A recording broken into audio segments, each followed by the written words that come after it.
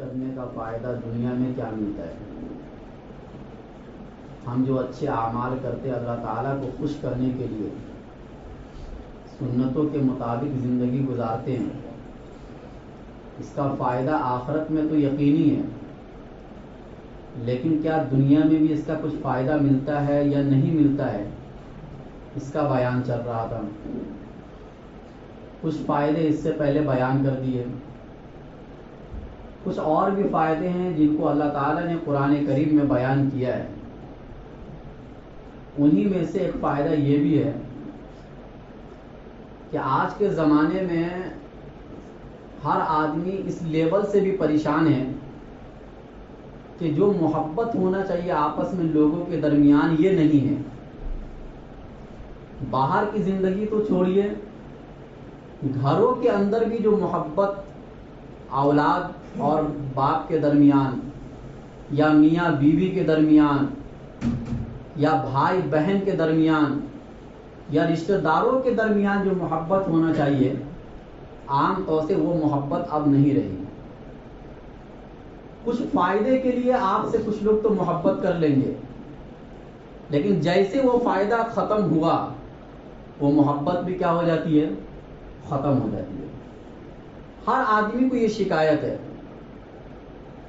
کبھی بیٹا شکایت کر رہا اپنے باپ کے بارے میں، اور کبھی باپ شکایت کر رہا اپنی اولاد کے بارے میں، کبھی بیوی شکایت کر رہی ہے اپنے شوہر کے بارے میں، اور کبھی شوہر شکایت کر رہا اپنی بیوی کے بارے میں۔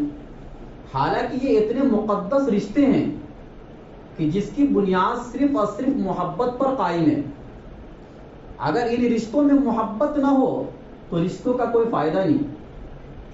پھر ایسے رشتے تو دنیا میں رحمت بننے کے بجائے زحمت بنتے ہیں، اس لیے کہ ان کی آپس کی دشمنی سے جو تکلیف ہمیں ہوتی ہے وہ باہر کے لوگوں کی دشمنی کرنے سے وہ تکلیف نہیں ہوتی ہے۔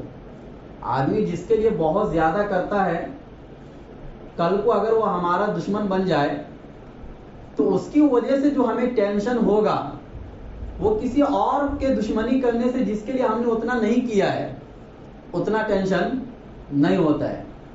اسی وجہ سے تو اللہ تعالیٰ کو بھی تو بہت غصہ آتا ہے اپنے اس بندے پر جو اللہ پر ایمان نہ لائے، کیونکہ جس اللہ نے ایک بندے کے لیے اتنا کچھ کر دیا آپ اسی کو نہیں مانتے ہو، اس لیے اللہ تعالیٰ ویسے شخص کو ہمیشہ کے جہنم میں ڈالتے ہیں۔ اور دنیا کا سب سے بڑا گناہ یہ ہے۔ تو کہنے کا مطلب یہ ہے کہ آخر یہ محبت کیسے پیدا ہوگی؟ یہ پنکھا تھوڑا بند کر دے، بہت وہ ہو رہا ہے۔ تو آخر یہ جو دنیا کی جو محبت ہے یہ کیسے پیدا ہوگی؟ آخر اس کا کوئی طریقہ ہے قرآن و حدیث کے اندر کہ جس طریقے کو اپنا کر ہم آپس کی محبت کو قائم رکھ سکتے ہیں؟ اللہ فرماتے ہیں ان الذین آمنوا وعملوا الصالحات، بلا شبہ وہ لوگ جو ایمان لائے اور اپنی زندگی میں اچھے کام کیے، وہ کام جس کے کرنے کا اللہ نے حکم دیا، جس کام کو اللہ نے اچھا کہا ہے، آپ کے اعتبار سے نہیں۔ اگر آپ ایسے کاموں کو کریں گے اپنی زندگی میں، اللہ فرماتے سَيَجْعَلُ لَهُمُ الرَّحْمَنُ وُدًّا، رحمان ان کے درمیان آپس میں محبت پیدا کرے گا۔ دلوں کی محبت یہ اللہ کے ہاتھ میں ہے۔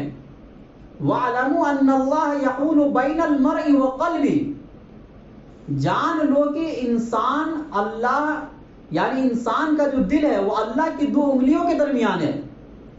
اللہ چاہتے تو دل کو ادھر پھیر دیتے ہیں، اللہ چاہتے تو دل کو ادھر پھیر دیتے ہیں۔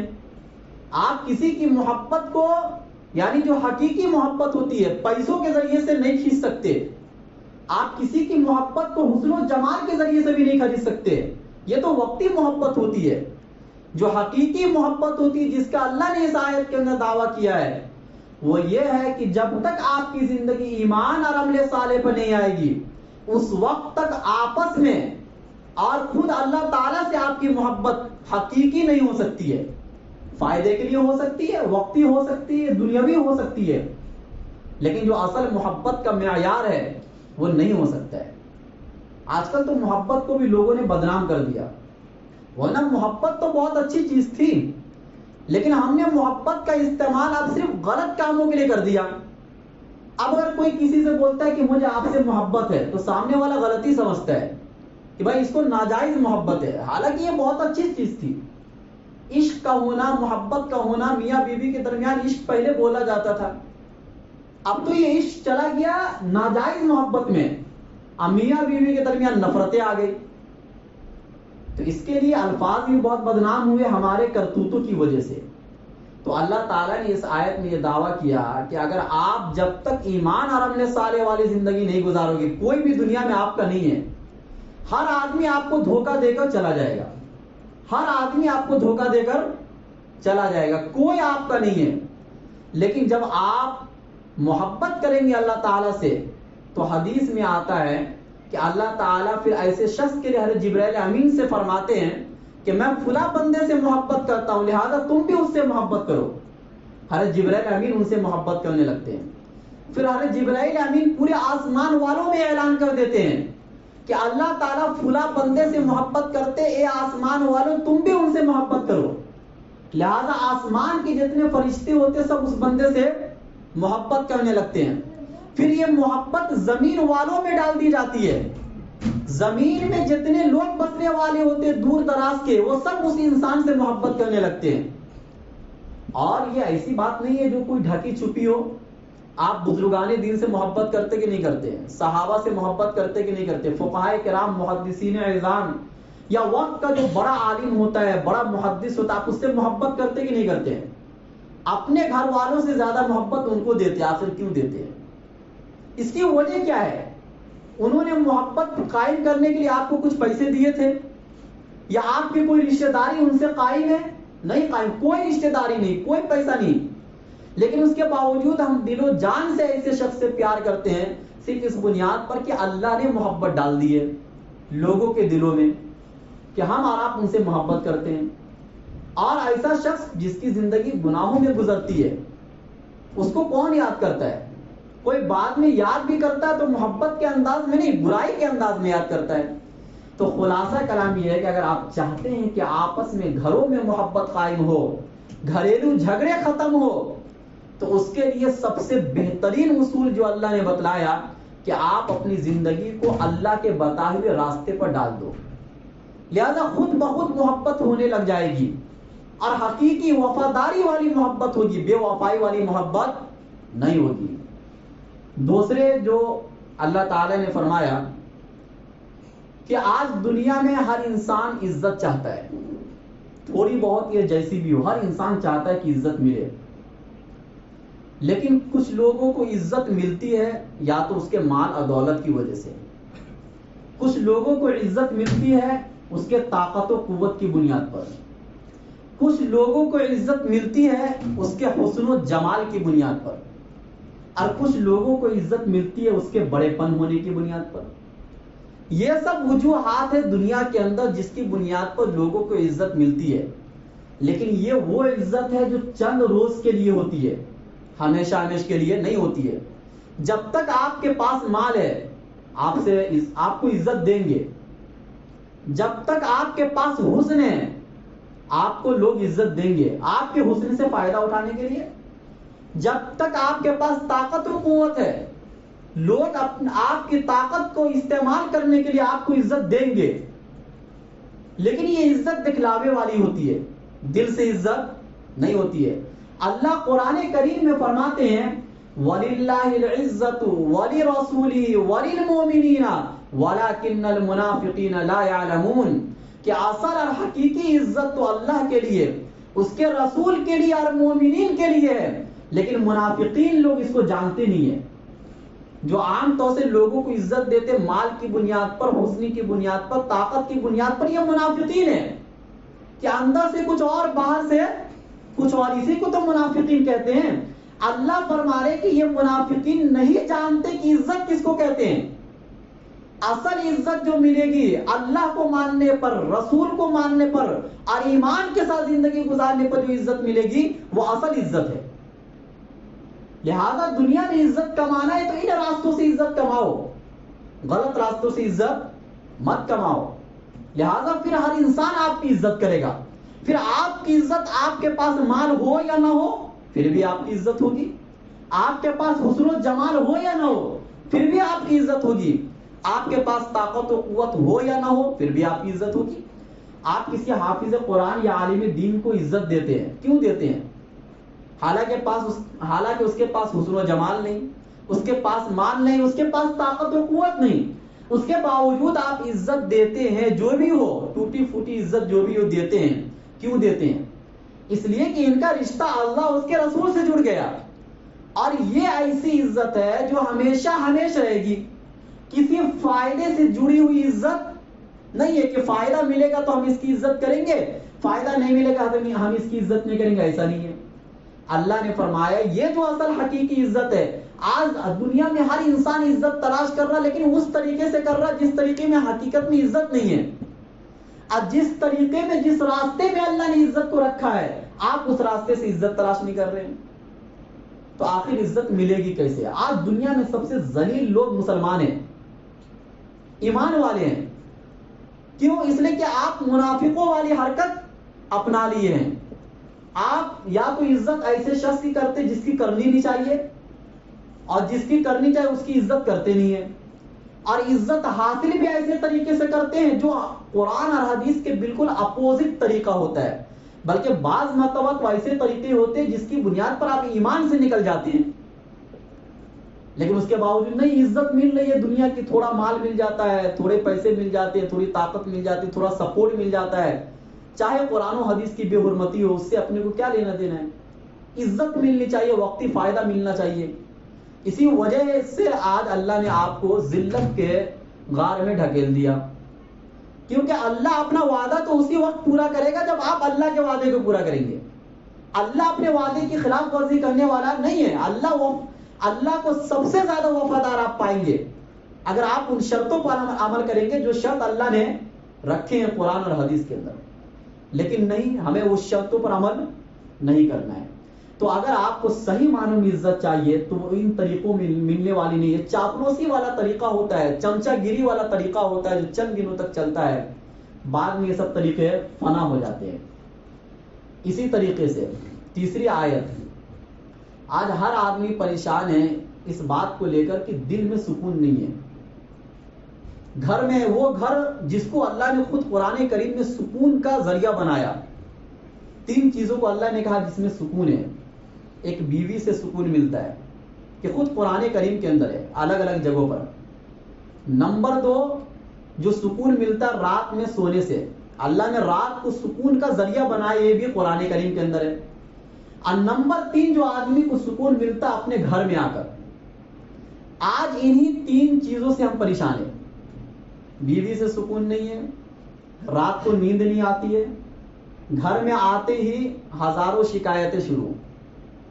باہر اتنا سکون سے ہنسی مذاق ہو رہا تھا دوستوں کے ساتھ، گھر میں جیسے آئے چہرہ لٹک گیا، یہ ضروریت وہ ضرورت، یہ حاجت وہ حاجت، اس کی پریشانی اس کی پریشانی، یہ بیمار ہے وہ بیمار ہے، ہزار طریقے کا ٹینشن پیدا۔ حالانکہ قرآن یہ کہہ رہا ہے کہ انہی 3 چیزوں میں آپ کو سکون ہے، اور ہم کو بے سکونی انہی 3 چیزوں سے مل رہی ہے۔ آخر وجہ پلٹ وار معاملہ کیسے ہو گیا؟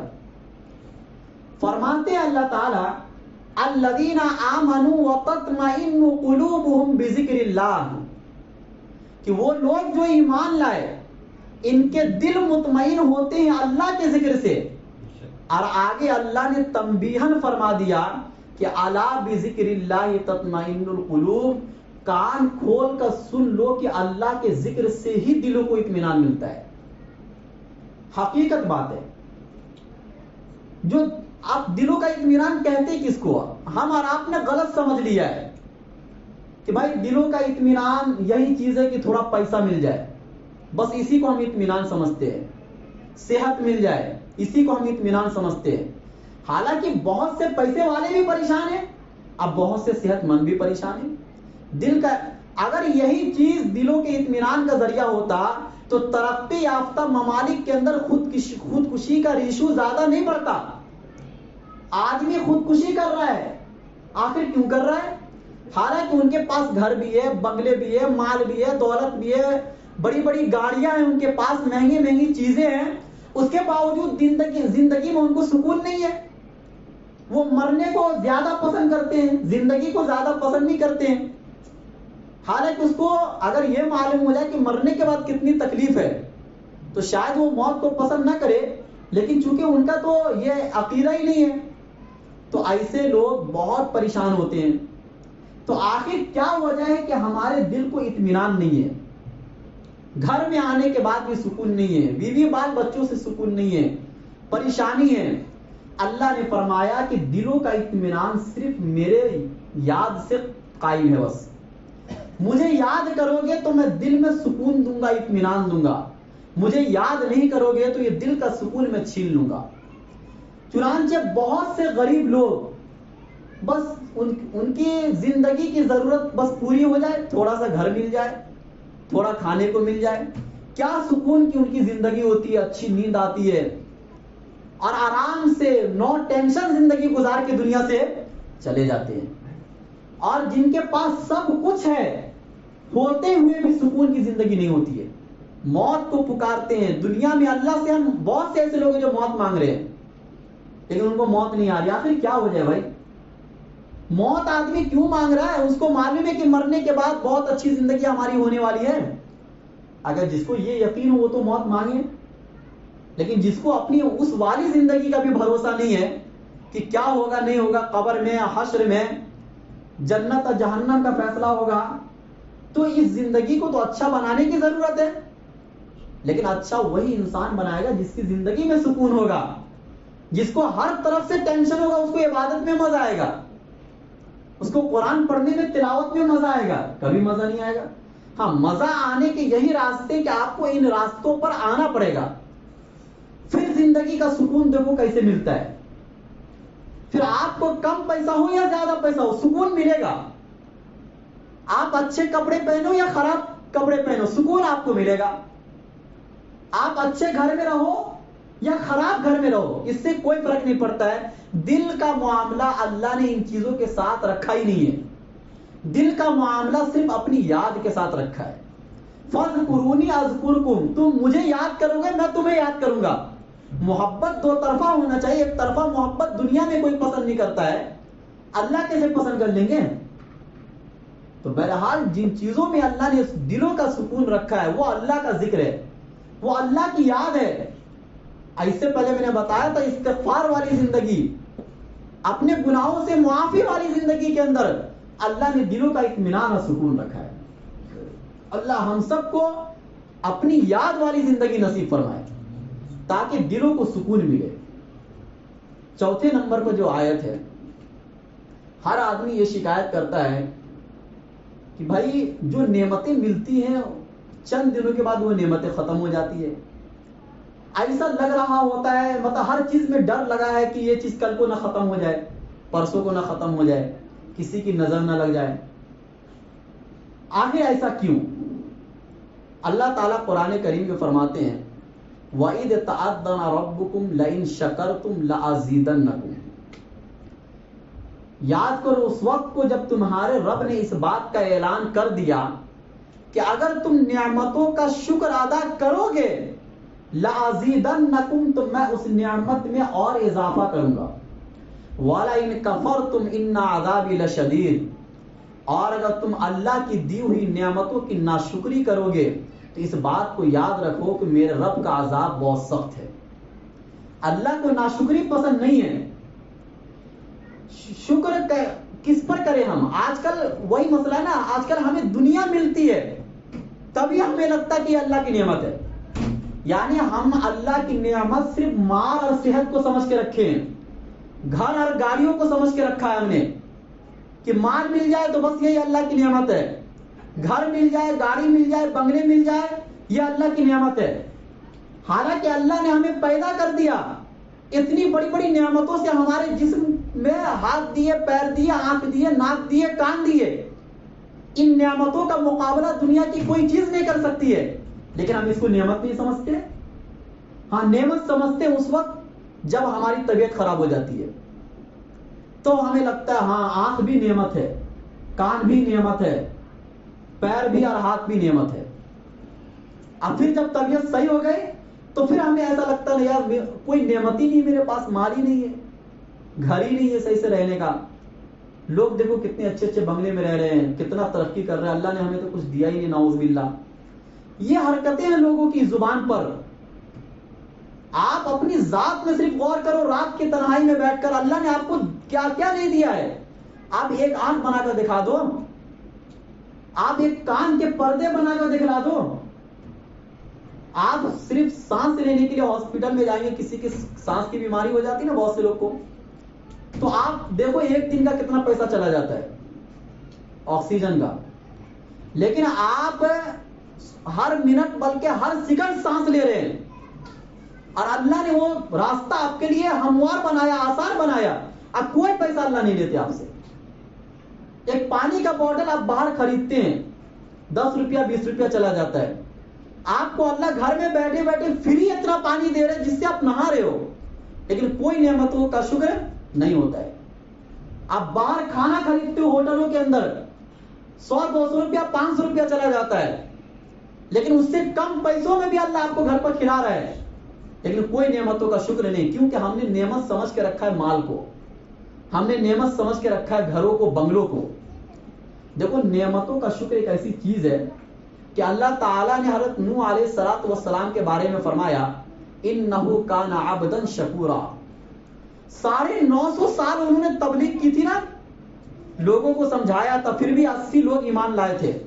اس کے باوجود وہ اتنے شکر گزار بندے تھے کہ اللہ تعالیٰ نے ان کی اس صفت کو ہائی لائٹ کیا ہے اور کہا انہ کان عبدا شکورا, وہ شکر گزار بندے تھے. اللہ تعالیٰ نے حضرت ابراہیم علیہ السلام کے بارے میں قرآن میں کہا شاکرا لانعمی, وہ اللہ کی نعمتوں کے شکر ادا کرنے والے تھے, لہذا میں نے ان کو تمام نبیوں کا باپ بنا دیا, ابو الانبیاء میں نے بنایا ان کو نعمتوں کا شکر ادا کرنے کی وجہ سے. اللہ تعالیٰ نے حضرت موسیٰ علیہ السلام کے بارے میں فرمایا کہ قال یا موسیٰ انی اصطفیتک علی الناس برسالاتی وبکلامی فخذ ما آتیتک وکن من الشاکرین. اے موسیٰ میں نے تم کو پیغمبری دی ہے, میں نے تم کو منتخب کیا, میں نے تم کو کلیم اللہ بنایا, اور میں نے تم کو تورات دی, لہذا تم ناشکری نہ کرنا, شکر گزار بندوں میں سے بنو. اللہ ایک پیغمبر سے مطالبہ کر رہے ہیں اس چیز کا, کتنی بڑی چیز ہے. حضرت داؤد علیہ السلام کو اللہ قرآن میں فرماتے ہیں اعملوا آل داؤد شکرا, اے داؤد کے خاندان والے شکر والی زندگی گزارو. اور آگے اللہ فرماتے وقلیل من عبادی الشکور, شکر گزار بندے تو بہت کم ہیں دنیا کے اندر. یہ اللہ فرما رہے ہیں. سلیمان علیہ السلام کے بارے میں قرآن میں آتا ہے ھذا من فضل ربی, اللہ نے ان کو پوری دنیا پر حکومت دی تھی سلیمان علیہ السلام کو. وہ کہتے یہ میرے رب کا فضل ہے, لیبلونی اشکر ام اکفر, اللہ مجھے آزما رہا ہے کہ میں ان نعمتوں پر شکر ادا کرتا ہوں یا ناشکری کرتا ہوں. ہر پیغمبر نے شکر گزار زندگی گزاری ہے. اللہ تعالیٰ نے فرمایا ما یفعل اللہ بعذابکم ان شکرتم وآمنتم, کہ اگر تم ایمان کے ساتھ شکر والی زندگی گزارو گے تو اللہ کو عذاب دے کر تمہیں کیا ملے گا. آج جو ہر طرف عذاب آ رہے ہیں یہ ناشکری والی زندگی کی وجہ سے, کھا رہے ہو پی رہے ہو پھر بھی اس کی ناشکری, اللہ کو غصہ آتا ہے. پھر اللہ نے فرمایا انا ہدیناہ السبیل اما شاکرا و اما کفورا, ہم نے اس انسان کو دونوں راستے بتلا دیے ہیں, شکر والے راستے بھی بتلا دیے اور ناشکری والے راستے بھی بتلا دیے. یا آپ کا اپنا فعل ہے, چاہے شکر والی زندگی گزارو یا ناشکری والی زندگی گزارو. اللہ نے ایک جگہ وہ فرمایا واللہ اخرجکم من بطون امہاتکم, اللہ نے تم کو تمہاری ماؤں کے پیٹوں سے نکال کر دکھلایا. لا تعلمون شیئا, تم کسی چیز کو نہیں جانتے تھے, اللہ نے تمہیں علم والا بنایا.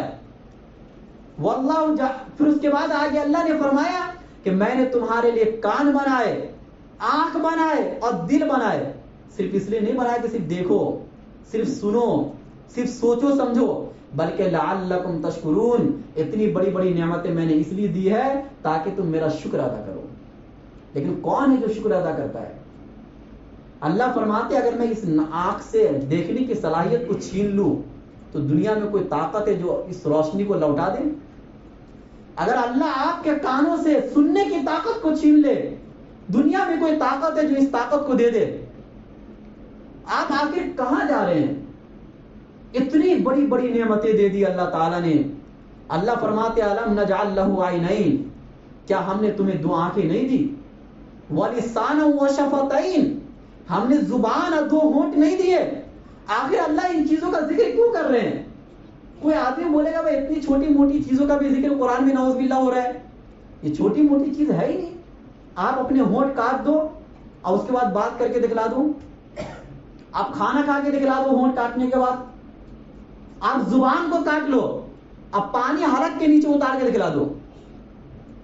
بھائی نہیں اتار سکتے ہو. زبان ایک چمڑا ہے، بظاہر دیکھنے میں کچھ نہیں ہے، لیکن جتنے بڑے بڑے کام اللہ اس زبان سے لے رہے ہیں، آپ دنیا کی کسی مشین سے بھی اتنے بڑے کام نہیں لے سکتے.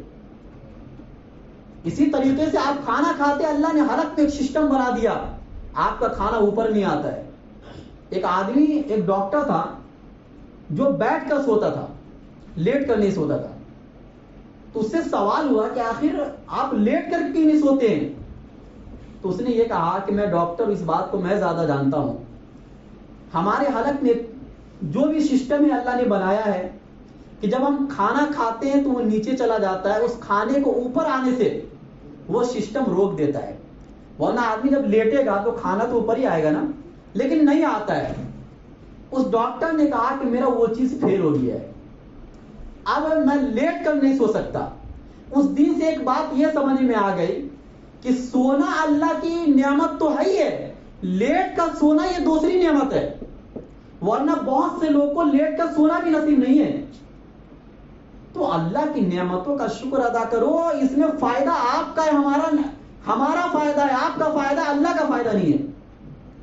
اللہ کہتے ہیں جتنا شکر ادا کرو گے اس نعمت میں اتنا اضافہ کروں گا. ناشکری کتنی بھی حالات خراب ہو جائے، آپ ناشکری کے الفاظ زبان پر مت لاؤ. اللہ کو یہ چیز پسند نہیں ہے. اللہ پیدا کرنے کے بعد اگر ہمیں ایک لقمہ بھی نہ دے، ایک لقمہ بھی اگر ہمیں نہ دے تو بھی اللہ کی ناشکری نہیں ہو سکتی ہے. اللہ نے آپ کو پیدا کر دیا، یہی بہت بڑی بات ہے. ایک انسان بنا دیا، اشرف المخلوقات بنا دیا، دنیا کی اتنی ساری نعمتیں آپ کو دے دی، پھر بھی اللہ کی ناشکری. حالات اتنے خراب ہے، اللہ صرف ہمارے اوپر حالات لاتے ہیں. دنیا میں اور لوگ اتنے گناہ کر رہے ہیں، ان کے اوپر تو حالات ہی نہیں آتے ہیں. ہم مسلمان ہیں، نماز بھی پڑھ رہے ہیں، مسجد میں بھی آ رہے ہیں، پھر بھی ہمارے اوپر حالات. بھائی اللہ کے ہر کام میں حکمت ہوتی ہے، مصلحت ہوتی ہے. آپ اس چیز کو نہیں سمجھ سکتے ہیں. اللہ کو دنیا چلانا ہے، ختم نہیں کرنا ہے. آپ جیسا سوچو گے ویسا دنیا تھوڑی نہ چلے گی. ویسے تو پھر ہر آدمی کو مار دے گا. دنیا اللہ کے حساب سے چلے گی، اللہ جیسا چلانا چاہیں گے ویسا چلے گی. آپ کی دعاؤں کے حساب سے، آپ کے کہنے کے حساب سے دنیا چلے گی تو کسی کی روزی روٹی نہیں چلے گی. پھر ہر آدمی چاہتا مجھے صحت ملے، پھر ڈاکٹر کی زندگی کیسے گزرے گی؟ بیمار بھی ہونا ضروری ہے. ہر آدمی کی ضرورت ہر آدمی سے لگی ہوئی ہے. یہ امیری اور غریبی سے ہی ہوگا. ہر آدمی امیر ہو جائے تو پھر نچلے کام کون کرے گا؟ گٹر کی صفائی، راستوں کی صفائی، اور بھی بہت سے کام ہے، گاڑی چلانا، ٹیکسی چلانا، جو بھی ہو، یہ سب کام کون کرے گا؟ تو اللہ کی حکمت ہے ہر چیز کے اندر. اللہ مصیبت بھی دیتے ہیں تو بہت حکمت ہوتی ہے. آپ اس مصیبت میں اللہ کی حکمت کیوں نہیں تلاش کرتے ہیں کہ اللہ نے یہ مصیبت دی کیوں ہے؟ اور آپ یہ کیوں نہیں تلاش کرتے کہ یہ مصیبت میرے گناہوں کی وجہ سے ہو رہی ہے؟ آپ اس گناہ کو ختم کرو پہلے، پھر اللہ اس مصیبت کو ختم کریں گے. لیکن یہ سب چیز کوئی سوچتا نہیں ہے. بس یہی کہ اللہ تعالی ہم ایمان والے ہیں تو بس ہر نعمت ہمارے اوپر آنا چاہیے، باقی کسی اور کے اوپر نہیں جانا چاہیے. اللہ ہم سب کو کہنے سننے سے زیادہ عمل کرنے کی توفیق نصیب فرمائے.